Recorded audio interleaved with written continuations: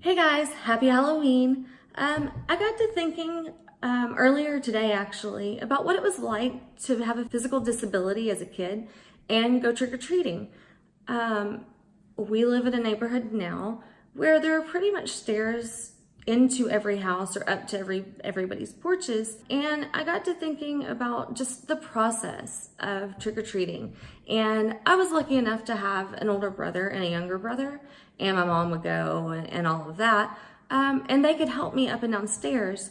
But at the same time, trick-or-treating and trying to get up to somebody's front porch when there wasn't a rail for me to hang on to was a little bit harder. And I got to thinking about when we first moved into this house. And on our very first Halloween, I noticed that all of our neighbors would sit out at the end of the driveway and pass out candy. And I got to thinking about how much better that would have made trick-or-treating for me as a kid, because I struggled to go up and down stairs. We think there are so many things that we have to do to accommodate people with certain needs or certain differences and things like that. But this is a super easy solution. You literally go sit at the end of your driveway and pass out candy.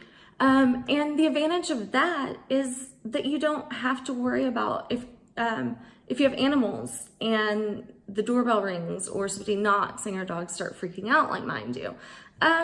And I don't know, to me, I just think that that's less work for you as someone passing out candy. Sit at the end of your driveway, get to know your neighbors, learn your neighborhood if you live in a neighborhood, that has a community of kids and things like that. I just think that's a really great thing. I also think that it's just something that we need right now. We need more compassion, and we need to think of just small ways we can make experiences better for other people in some way. But I know that would have made a huge difference for me growing up. One thing that you might have noticed in recent years is that you'll start to see kids carrying teal buckets or blue buckets. And the reason behind that is that if they're carrying a teal bucket, that might mean that they have a dietary need. So that's another suggestion. Maybe have some little toys or something as kind of an alternative. I'm not saying you have to do that all the time, but maybe get like a single pack, for those kids. It's just kind of a nice thing to have.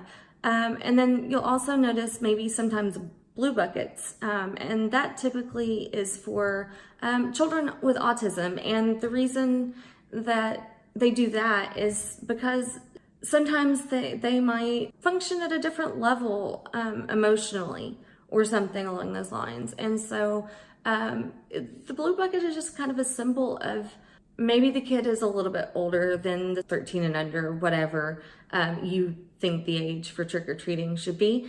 But those kids, they want to enjoy it just like everyone else. And so just, exercise patience. This is supposed to be a fun holiday.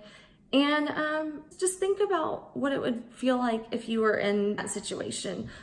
Because some of those kids might grab too much candy and you might get frustrated, but you also might not always know why that's happening. So yeah, exercise patience, have fun. This holiday it's just a fun holiday. All right, well, you guys have a wonderful Halloween. Be safe, and I love you guys. I'll talk to you soon.